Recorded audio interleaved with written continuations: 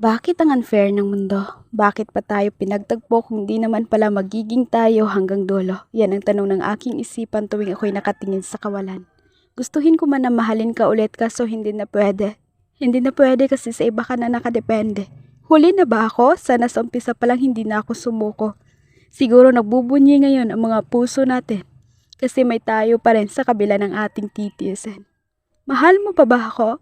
Ang sagot mo sa akin ay oo, ngunit bakit ang sakit para sa akin? Kahit ang mga salitang mahal kita ay masarap dinggin. Nagagalit ako ng kahit walang dahilan. Nagtatampo, naiinis at kung minsan ay di ko na mapigilan.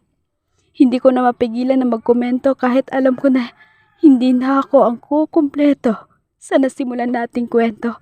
Ang hirap lang kasi paliwanag sa iba. Tama pa ba itong aking nadarama? Na kahit hindi na pwede ay pinipilit ko pa. Pinipilit na ibinabalik ang dati nating saya. Alam kong mahal pa natin ang isa't isa, ngunit paano natin bubuuin ang ligaya kung sa kabila nooy may nasasaktan na. Gustuhin man nating bumalik sa umpisa patawad, ngunit hindi na tayo pwedeng magsimula. Gusto ko lang malaman mo na nakaukit ka na dito sa puso't isip ko, na kahit hindi na pwedeng maging tayo, tandaan mo na ikaw ang una kong minahal ng todo. Ang tanga ko lang kasi, pinakawalan kita ng diretsyo. Sana mabasa at mapakinggan mo ito.